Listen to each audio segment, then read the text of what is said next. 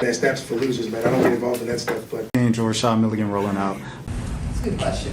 Brandon, We you want one can't, quick question? we can't ask Rashad questions. Hey, What's Rashad. going on here? The Portland WNBA franchise, they fired their team president, Inky Son, according to Billaram.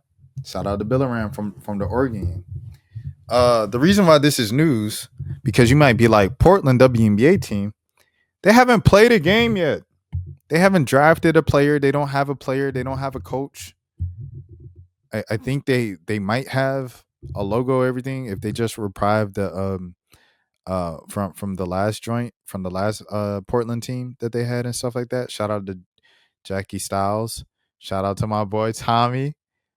I ain't heard from Tommy in a minute, bro.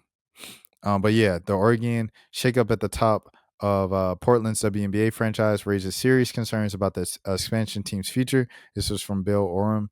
All right, hold on, we're gonna read it right now. This is written by Bill Oram. Let's go. Maybe the fire is the right name for the Portland WNBA expansion team after all. How else would a fire-alarm chaos that is unfolding before the franchise has even announced its colors? They haven't even announced their color scheme. Maybe the fire is the right name for Portland's WNBA expansion team after all. How else would a five-alarm chaos that is unfolding before the franchise even announce their color scheme? Less than 3 weeks before we have the expected launch of the official brand identity, the franchise, which is supposed to start play in 10 months, is now without its top executive. Employee number one is out. Sources told the Oregon/Oregon Live that President Inky Son, who was hired at the beginning of April, has been fired, leaving the franchise without a leader in its most prominent role and most visible role. Its most prominent and visible role. Excuse me. Hold on. Give me a second here. Quote unquote, as a matter of company policy, we don't comment on personnel matters. RAJ Sports said in a statement to the Oregon and Oregon Live. The stunning ouster comes out after what sources said can be described as significant growing pains amid a rocky rollout for the expansion team. Sun did not respond to either voice or text messages left on her cell phone on Thursday evening. Examples of the team reversing course on such a key position so soon after making the hire are hard to find and might be unprecedented in the circumstances such as these. An expansion team so near to showtime.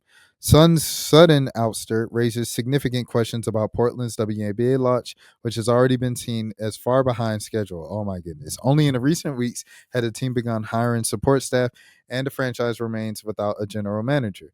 By contrast, the Toronto Tempo has announced its expansion 4 months before Portland hired a general manager, Monica Wright Rogers, in February and announced his brand identity close to 18 months before basketball would start bouncing.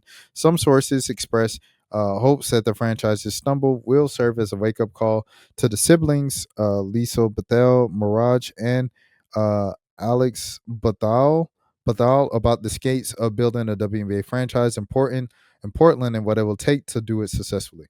While the team has not yet publicly shared its plans for a team and its colors, the WNBA last week filed several trademarks for the Portland Fire in an apparent bid to resurrect the identity of the WNBA team that previously played in Portland from 2000 to 2003 and in its brief tenure attracted a loyal following.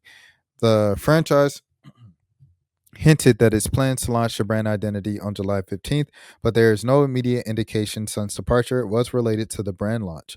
On Thursday, the team declared triumphantly that it secured 10,000 season tickets deposits for the team's inaugural season when Portland and Toronto became the 14th and 15th teams in the league that has exploded in popularity and value. In a statement heralding the news, Mike Whitehead, RAJ Sports Managing Director, said, quote unquote, this is an extraordinary level of community engagement that goes beyond casual interest. It further cements Portland's position as a global epicenter of women's sports. The statement also included a comment from Bethel Mirage. It notably did not mention any of it. Comment of Sun, who joined the expansion franchise after 8 years of an executive with the NBA Players Association. Multiple sources raised concerns of turbulence within the organization of getting off the ground, pointing to a lack of connection between ownership and the city of Portland, as well as women's basketball. Bethel Mirage and her brother Alex are based in Southern California, and sources said have primarily visited Portland for launch events such as groundbreaking of a joint women's facility in Hillsborough last month and for Portland Thorns games. While their family owns a minority stake of the Sacramento Kings, they were inexperienced in women's sports before purchasing the Thorns of the NWSL early 2024 from Merritt Paulson for $63 million. The opportunity to own the WNBA's 15th team fell into the lap shortly thereafter, following the collapse of an expansion bid from a year earlier that had fallen apart from the 11th hour when Zoom Info founder Kirk Brown backed out as the team's owner. The WNBA awarded the Portland Ambassadors the team last September. That following grassroots effort led by part by U.S. Senator uh, Roy Wyden, who in 2023 hosted a forum to woo Commissioner Kathy Engelbert at the Northeast Portland's first of its kind all women sports bar, the Sports Bra. In his role, Whitehead oversees both the operations of the Thorns and the WNBA franchise. People worry of the trajectory of Portland's launch expressed concerns about Whitehead's lack of experience in women's sports and the fact that he remains based in Sacramento, where he previously worked with the NBA's Kings and has not relocated to Portland. In a statement announcing Son's hire in April, Whitehead described the Georgetown University graduate as someone who would lay the groundwork for future growth. I don't know, man. Having a guy like lead your women's sports thing, your women's sports team, and he has a women's sports bar called the Sports Bra, sports bar, excuse me, called the Sports Bra, is a bit alarming. I don't know. I feel like that's a little red flag, in my opinion. In a statement announcing Son's hire in April, Whitehead described the Georgetown University as someone who would lay the groundwork for future growth. Son was born in Korea and immigrated to the United States. Telling one interview that she was unable to speak English, also as a woman, when she arrived to the country at the age of 8. She made a compelling figure atop of the team's organizational chart. We are confident her leadership will drive the franchise to new heights, Whitehead said in a statement, creating a lasting impact both in Portland and across the WNBA. Before arriving to Portland, Son, who graduated from Georgetown University, was the chief administrative officer with the MBPA and has held prior roles in the association before that. Oh, no. Now they're talking about Son again, excuse me. They're going back and forth between the guy and Son. Her first job in sports was with Major League Baseball Players Association starting in 2015. And before that, she had a career in fashion. We are thrilled to welcome Inky to our team, Bilal Maraj. You liars, said in a statement in April. Inky's proven track record of transforming organization, her strategic mindset, and her passion for our mission to make her the ideal person to build a solid foundation for our franchise and reaffirm Portland as the global epicenter of women's sports. Now they are looking for a replacement. Yeah, nothing foundational or solid about this at all, bro. I'm trying to see this sports bra thing before I move on and can comment on it because I'm a bit confused about that, what I was reading. Hold on. Where's this sports bra thing? Look this up. Sports bra.